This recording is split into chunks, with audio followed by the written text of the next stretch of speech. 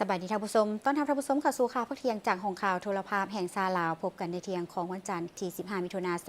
2026นำเสนอข่าวพักนี้โดยข้าพเจ้าสุริวัลย์ผลเยี่ยมท่านผู้ชมข่าวพักเที่ยงในวันนี้ก็มีหลายข่าวมานำเสนอทางข่าวภายในข่าวต่างประเทศพร้อมด้วยข่าวกีฬาท่านวันนี้จะไปที่ศาลแสดงความเห็นใจจากพระประธานประเทศแห่งสาธารณรัฐประชาธิปไตยประชาชนลาวถึงประธานาธิบดีแห่งสาธารณรัฐฟิลิปปินส์ต่อกับเหตุการณ์แผ่นดินไหวรุนแรงอยู่เขตภาคใต้ฟิลิปปินส์ในวันที่ 8 มิถุนายน 2026 ประธานเฟอร์ดินานด์โรมวนเดส มาโกส จูเนียร์ประธานาธิบดีแห่งสาธารณรัฐฟิลิปปินส์ข้าพเจ้ารู้สึกโศกเศร้าเป็นอย่างยิ่งที่ได้รับทราบข่าวเกี่ยวกับเหตุการณ์แผ่นดินไหวรุนแรงที่เกิดขึ้นอยู่เขตภาคใต้ของฟิลิปปินส์ในวันที่ 8 มิถุนายน 2026 ที่ผ่านมาซึ่งได้สร้างความเสียหายหนักหน่วงต่อชีวิตและทรัพย์สินของประชาชนฟิลิปปินส์จำนวนหลวงหลายที่ดำรงชีวิตอยู่ของเขตดังกล่าวต่างหน้ารัฐบาลและประชาชนลาวก็คือในนามส่วนตัวข้าพเจ้าขอแสดงความเห็นใจและเศร้าสลดใจเป็นอย่างยิ่งมายังประธานและผ่านประธานไปยังรัฐบาลและประชาชนฟิลิปปินส์โดยเฉพาะครอบครัวผู้ประสบเคราะห์ร้ายและผู้ที่ได้รับผลกระทบจากภัยพิบัติครั้งนี้ข้าพเจ้าเชื่อมั่นว่าภายใต้การนำพาและความเอาใจใส่อย่างเต็มที่ของรัฐบาลและภาคส่วนเกี่ยวข้องประชาชนฟิลิปปินส์จะสามารถผ่านพาความยุ่งยากและฟื้นฟูเขตที่ได้รับผลกระทบจากภัยพิบัติครั้งนี้ให้กลับคืนสู่สภาพปกติโดยไวโดยความนับถืออย่างสูงทองหลุนศรีสุรินทร์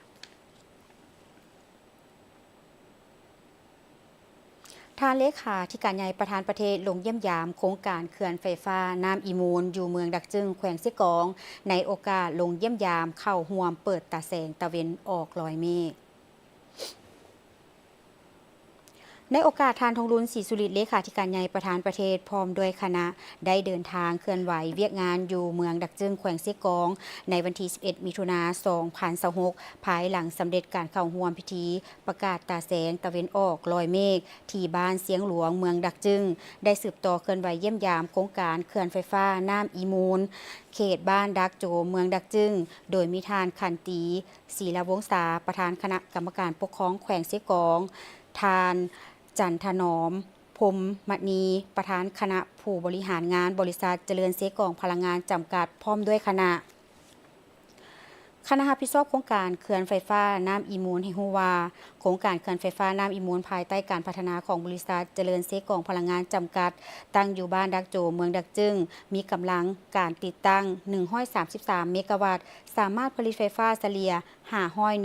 จิกะวัตต์โมงต่อปีปัจจุบันโครงการได้ก่อสร้างสำเร็จและได้ส่งขายพลังงานไฟฟ้าให้แก่รัฐวิสาหกิจไฟฟ้าเวียดนาม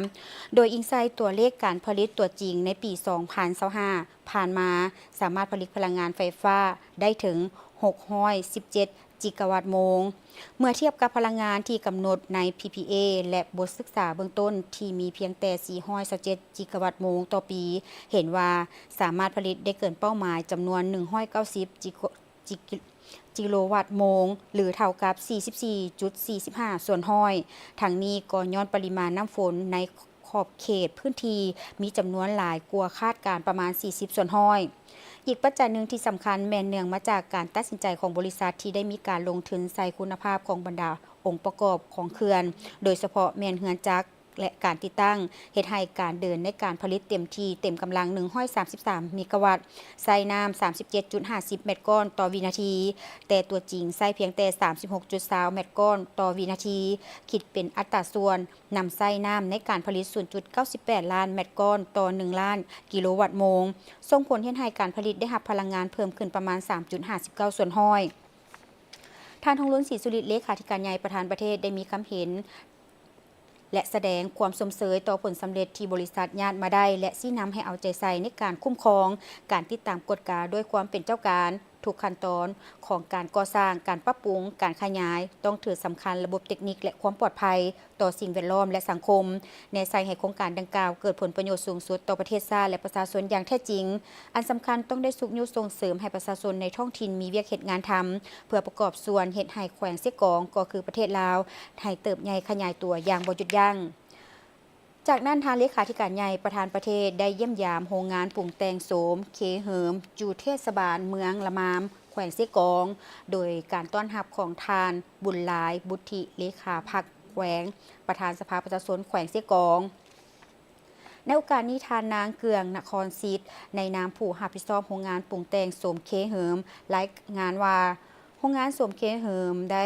หับการนำพาซี่นำอย่างใกล้ชิดของคณะภาคคณะนำทั้งศูนย์กลางและคันแขวงเพื่อสร้างเงื่อนไขให้กลายเป็นพืชเศรษฐกิจสร้างให้ประชาชนมีรายรับโดยเฉพาะคันเมืองได้สร้างให้มี1เมือง1ผลิตภัณฑ์ย้อนความมักบวกกับความรู้และแนวคิดริเริ่มจนตัดสินใจในการค้นคิดประดิษฐ์และปรุงแต่งเป็นผลิตภัณฑ์ส่วนตัวที่อยากปรุงแต่งวัตถุดิบโสมให้กลายเป็นผลิตภัณฑ์ที่หลากหลายและให้กลายเป็นสินค้าที่เป็นเอกลักษณ์ของแขวงเสียกองโดยสร้างโรงงานโสมเคเหิมในปี 2021 เฮ็ดแบบครอบครัวมีพนักงาน6ท่านเบื้องต้นทางโรงงานมี3ผลิตภัณฑ์คือเหล้าบองโสมกวนโสมและซาโสมเมื่อเห็นว่าลูกค้าที่มีความต้องการบวกกับอยากขยายผลิตภัณฑ์ให้หลายขึ้นจึงได้คิดค้นปรุงแต่งและผลิตมาฮอดปัจจุบันมีถึง8ผลิตภัณฑ์เช่นเหล้าบองโสมเหล้าบองขิงดำเหล้าบองโสมลิ้นจือเหล้าโสมแก้วโสมอบแห้งโสมบองน้ำผึ้งและเหล้าบ่มตุกกีโสมโดยอิงใส่กำลังแห้งและวัตถุดิบแรงถึงบ่เพียงพอทางโรงงานจึงได้เลือกผลิตภัณฑ์รูปโสมบางประเภทเพื่อจำหน่ายตามตลาดที่ต้องการส่วนแรงวัตถุดิบที่นำมาป้อนโรงงานแม้นจากการเก็บซื้อของจากประชาชนที่เขตเมืองดักจึงตลอดการจำหน่ายผลิตภัณฑ์แมนตลาดภายในส่วนใหญ่แมนรับความนิยมเป็นผลิตภัณฑ์กระตาของขวัญของฝากให้แก่แขกภายในและต่างประเทศที่มาเยี่ยมยามแขวงเสียกองมาฮอดปัจจุบันผลิตภัณฑ์โสมจากโรงงานเคเหิมถูกรับฮ้องเป็นสินค้าโอดอปของแขวงอย่างเป็นทางการโอกาสนี้ทานทองล้นศรีสุริตเลขาธิการใหญ่คณะบริหารงานส่วนกลางภาคประธานประเทศได้ยองยอสมเสยโรงงานโสมและทุกภาคส่วนเกี่ยวข้องที่ได้ค้นคิดประดิษฐ์สร้างหันเอาผลปลูกท้องถิ่นมาแปรรูปเป็นผลิตภัณฑ์สินค้าให้มีคุณภาพสูงพร้อมทางเรียกร้องให้ผู้รับผิดชอบก็คือเจ้าของโรงงานสืบต่อใจใส่ในการพัฒนาผลิตภัณฑ์ของตนให้เติบใหญ่กว้างขวางขึ้นเรื่อยๆประสานสมทบกับภาคส่วนเกี่ยวข้องซอกหาแหล่งทุนมาสุกยูส่งเสริมสร้างให้ผลิตภัณฑ์ได้ขยายตัวเพื่อจำหน่ายออกสู่ตลาดต่างประเทศ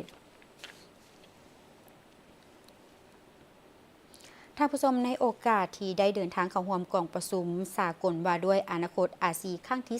31 ที่นครหลวงโตเกียวประเทศญี่ปุ่นท่านสดใสศรีพันดรนายกรัฐมนตรีแห่งสาธารณรัฐประชาธิปไตยประชาชนลาวยังได้เข้าร่วมกองประชุมธุรกิจลาวญี่ปุ่นเพื่อเสริมสร้างการร่วมมือด้านเศรษฐกิจ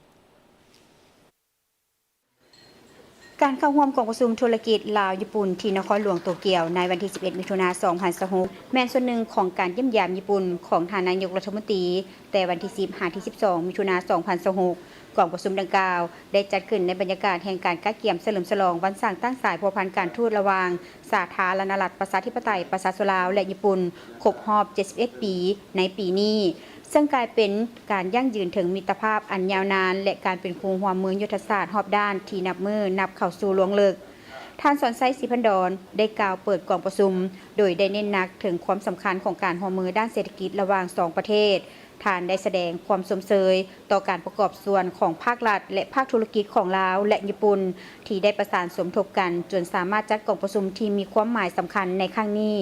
โดยท่านได้นำพาคณะผู้แทนทั้งจากภาครัฐและภาคธุรกิจของลาวที่มีท่าแหงเพื่อมาพบปะและแลกเปลี่ยนร่วมกับภาคธุรกิจของญี่ปุ่นเพื่อสร้างเงื่อนไขให้แก่ภาคธุรกิจของ2ประเทศได้รู้จักกันหลายขึ้นพร้อมทั้งสืบต่อแลกเปลี่ยนความคิดความเห็นในการส่งเสริมทางด้านธุรกิจการค้าและการลงทุนระหว่าง2ประเทศให้นับขยายตัวอย่างกว้างขวางและเกิดดอกออกผลยิ่งขึ้นท่านได้เน้นว่าลาวและญี่ปุ่นมีการร่วมมือทางด้านเศรษฐกิจการค้าและการลงทุนอย่างต่อเนื่องโดยเฉพาะในขอบการร่วมมือที่2ฝ่ายที่มีการลงนามและจัดตั้งปฏิบัติสัญญาการเปิดเสรี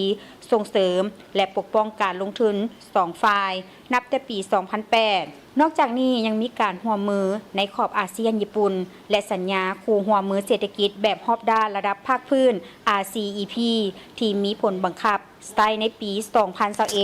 โอกาสนี้ทางสอนไซศรีพันดรได้เสื้อเสริญบรรดาวิสาหกิจของญี่ปุ่นที่มีความสนใจหรือกำลังศึกษาความเป็นไปได้ในการลงทุนอยู่ลาวพิจารณาเลือกเอาลาวเป็นหนึ่งในจุดหมายปลายทางของการลงทุนโดยเฉพาะการลงทุนในแขนงการที่สาธารณรัฐประชาธิปไตยประชาชนลาวมีท่าแหงเซ็นการผลิตสินค้าเกษตรกรรมสะอาด ที่มีมูลค่าสูงอุตสาหกรรมปรุงแต่งที่นำใช้นวัตกรรมและเชื่อมโยงกับฐานการผลิตในอาเซียนพลังงานสะอาดการพัฒนาพื้นฐานโครงสร้างโลจิสติกส์และการบริการปิ่นอ้อมท่านนางพรวรรณอุทวงศ์รองรัฐมนตรีรองประธานผู้ประจำการคณะกรรมการส่งเสริมการลงทุนแห่งชาติยังได้กล่าวคำเห็นในกองประชุมโดยได้นำเสนอภาพรวมเกี่ยวกับสภาพการลงทุนอยู่สาธารณรัฐประชาธิปไตยประชาชนลาวและการลงทุนของญี่ปุ่นนโยบายการเชื่อมโยงเชื่อมจอดกับภาคพื้นและสากลการปรับปรุงนิติกรรมนโยบายการส่งเสริมการลงทุนพร้อมทั้งผลสำเร็จในการร่วมมือกับญี่ปุ่นในระยะผ่านมาสำหรับการลงทุนของญี่ปุ่นนับแต่ปี 1989 ถึงปัจจุบันญี่ปุ่นได้เข้ามาลงทุนใน 93 โครงการมีมูลค่ารวม 157 ล้านกว่าดอลลาร์สหรัฐในนั้นเป็นการลงทุนโดยกงจากญี่ปุ่น 144 ล้านกว่าดอลลาร์สหรัฐซึ่งจัดอยู่อันดับที่ 14 ของการลงทุนต่างประเทศอยู่สาธารณรัฐประชาธิปไตยประชาชนลาวคะแนนการที่ญี่ปุ่นลงทุนสูงที่สุดแมนกสิกรรม59 ล้านดอลลาร์สหรัฐอุตสาหกรรมและหัตถกรรม30 ล้านดอลลาร์สหรัฐอุตสาหกรรมปรุงแต่งผลิตภัณฑ์จากไม้เกือบ20 ล้านดอลลาร์สหรัฐการบริการ13 ล้านดอลลาร์สหรัฐและตัดยิบ5 ล้านดอลลาร์สหรัฐนอกจากนี้ยังมี61บริษัทญี่ปุ่นลงทุนในเขตเศรษฐกิจพิเศษมีทุนทั้งหมด185 ล้านดอลลาร์สหรัฐในกองประชุมครั้งนี้บรรดานักธุรกิจลาวและญี่ปุ่นยังได้มีการนำเสนอธุรกิจของตนเองและท่าแหงในการแลกเปลี่ยนบทเรียนและการร่วมมือกันในการดำเนินธุรกิจอยู่สาธารณรัฐประชาธิปไตยประชาชนลาวใน9แขนงการบริมสิทธิ์ที่ได้รับนโยบายส่งเสริมพิเศษกองประชุมธุรกิจลาวญี่ปุ่นครั้งนี้ได้เป็นเวทีที่สำคัญในการเสริมสร้างสายพัวพันด้านเศรษฐกิจและการลงทุนระหว่าง2ประเทศโดยนโยบายส่งเสริมการลงทุนที่เอื้ออำนวยและท่าแหงด้านภูมิศาสตร์สาธารณรัฐประชาธิปไตยประชาชนลาวยังเป็นจุดหมายปลายทางที่น่าสนใจสำหรับนักลงทุนญี่ปุ่นซึ่งจะประกอบส่วนสำคัญเข้าในการพัฒนาเศรษฐกิจสังคมของประเทศและเสริมสร้างการเป็นคู่ร่วมมือยุทธศาสตร์รอบด้านให้แน่นแฟ้นยิ่งขึ้นได้มีพิธีสรุปการฝึกงานของอาสาสมัครสาธารณรัฐเกาหลีสุดที่ 1ภายใต้โครงการอาสาสมัครวัยหนุ่มระยะกลางที่ได้ปฏิบัติมาแต่วันที่21กุมภาพันธ์2026อยู่ที่โรงเรียนศึกษาพิการนครหลวงเวียงจันทร์ซึ่งมาฮอดในวันที่12มิถุนายน2026ที่ผ่านมาก็ได้สิ้นสุดผลสำเร็จหาผลสำเร็จอย่างจบงาม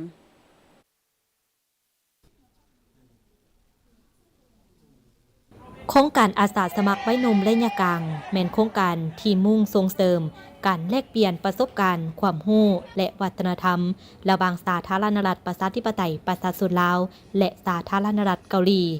ตลอดระยะการฝึกงานอาสาสมัครได้เข้าร่วมหลายกิจกรรมเพื่อส่งเสริมการเรียนรู้พัฒนาทักษะวิชาชีพและสร้างสายพันธุ์อันดีกับชุมชนท้องถิ่น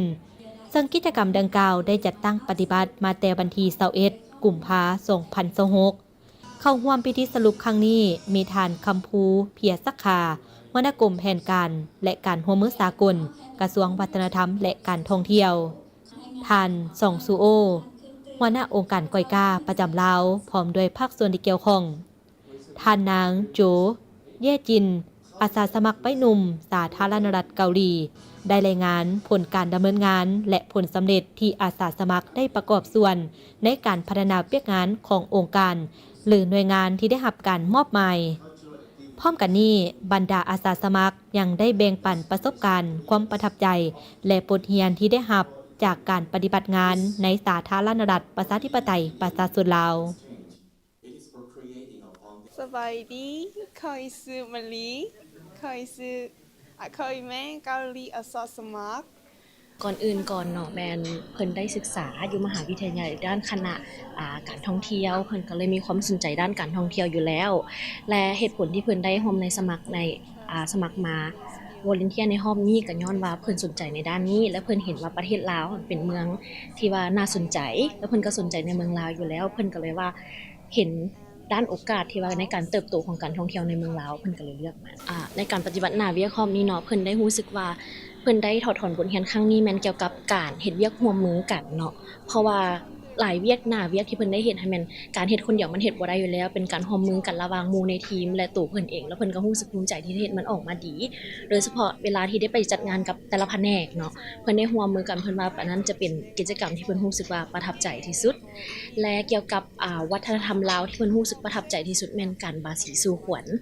ที่ว่าเพิ่นมีฝ่ายมัดแขนมามัดให้เพิ่นรู้สึกว่าเพิ่นมักแฮงที่ว่าได้มีการมัดแขนเพื่ออวยพรที่ว่าให้โชคให้ลาภกันและอีกอย่างแม่นได้ไปวัดแล้วก็ได้มัดแขนเพิ่นรู้สึกว่าเพิ่นมักตัวนั้นแฮง 사원 방문했을 때 해주시는 걸 보고 그 마음을 많이 느꼈던 것 같아서 많이 인상 깊었어요. อาสาสมัครสุดที่1ภายใต้โครงการอาสาสมัครไว้หนุ่มและยะกลางมีทั้งหมด23คนและได้จัดตั้งปฏิบัติหลายกิจกรรมที่สร้างความเข้มแข็งให้น้องนักเรียนโดยเฉพาะอยู่โรงเรียนศึกษาพิการนครหลวงเวียงจันทน์และการสุขยู่การมีส่วนร่วมของชุมชนด้านการท่องเที่ยว เจ้าในความรู้สึกของอาจารย์ที่เห็นว่าทีมงานอาสาสมัครมาเฮ็ดเวียกอยู่นี่3 เดือนเนาะเท่าที่สังเกตเห็นการเคลื่อนไหวการร่วมกิจกรรมต่างๆของน้องๆและอาสาสมัครเกาหลีรู้สึกว่าเห็นการพัฒนาของนักเรียนพิการรู้สึกว่าเขาเจ้ามีความกระตือรือร้นที่เห็นว่าตนเองได้มีการประกอบส่วนได้มีการประกอบอาชีพต่างๆและเห็นว่าเมื่ออาสาสมัครหรือสังคมให้โอกาสพวกที่คนพิการได้มีการพัฒนาเรื่องอาชีพเขาจะมีความรู้สึกภูมิใจเขาจะอยากบอกว่าตนเองก็มีสิทธิ์เท่าเทียมกับเด็กปกติเมื่อสังคมให้โอกาสเมื่อครูอาจารย์ให้โอกาสแล้วเขาเจ้าได้แสดงออกเขาเจ้าก็รู้สึกว่าเขาเจ้าก็เป็นผู้หนึ่งที่เป็นอันสำคัญเพื่อจะประกอบอาชีพของเขาเจ้าจะบอกว่าจะเป็นเฮ็ดกาแฟบ่ว่าเล่นกีฬาอย่างต่างๆเมื่อเขาเจ้าเรียนจบไปเขาเจ้าจะเอาอาชีพที่ได้นี่ไปต่อยอดประกอบอาชีพเลี้ยงชีพตนเองได้ ผ่านมาน้องเองได้เฮียนฮู้แล้วก็เริ่มได้เฮียนมี3 เดือนหนึ่งกิจกรรมทำอีทก็คือมี1แม่นการเฮ็ดกาแฟ2มาแต้มฮูป3มาแม่นกีฬาและคอมพิวเตอร์น้องเองก็จื้อวิธีที่เกาหลีหันได้สอนและหวังว่าอนาคตน้องเองก็อยากมีอาชีพแล้วก็มีความสามารถที่จะเฮ็ดอาชีพในอนาคตของน้องก็คือการเรียนบาริสต้าขอบใจ การที่รับเอาอาสาสมัครเที่ยวสารผู้นี้มาร่วมนี้ถือว่าเป็นอันดีนั่นแหละที่ว่าจะเป็นจุดประสงค์อันดีแล้วก็เป็นถึงเป้าหมายของเวียกงานวัฒนธรรมและการท่องเที่ยวของเราเพื่อว่าจะอันนึงหลักๆเลยมันจะสร้างแนวความคิดให้แก่ชุมชนท้องถิ่นท่านสร้างผลิตภัณฑ์วัฒนธรรมติดพันกับการท่องเที่ยวอันนี้ผ่านการจะตั้งปฏิบัติในระยะ3 เดือนเห็นว่ามากผลและผลงานของนักศึกษาที่เขาเจ้ามาเฮ็ดนี่นะและเขาเฮ็ดได้ดีเนาะแล้วก็เห็นแลกเปลี่ยนนะแล้วมันเป็นถึงเป้าหมายกับจุดประสงค์ของเราเพราะว่าในปัจจุบันนี้เขาก็เปิดการท่องเที่ยวเนาะดึงดูดเอานักท่องเที่ยวเข้ามาแล้วฉะนั้นในเมื่อท่องเที่ยวเข้ามาแล้วเขาต้องสร้างผลิตภัณฑ์วัฒนธรรมท่องเที่ยวนี่ให้มันหลากหลายโดยอิงใส่ท่าแห่งและเงื่อนไขวัฒนธรรมของเรานี่เฮ็ดได้เพื่อจะสร้างให้ประชาชนมีเวียกเฮ็ดงานทำฉะนั้นผ่านขบวนการดังกล่าวนี้ในระยะ3 เดือนนี้เห็นว่ามีมากผลเนาะ กิจกรรมของอาสาสมัครไว้หนุ่มสาธารณรัฐเกาหลีครั้งนี้บ่เพียงแต่เป็นการประเมินผลการจัดตั้งปฏิบัติของอาสาเท่านั้น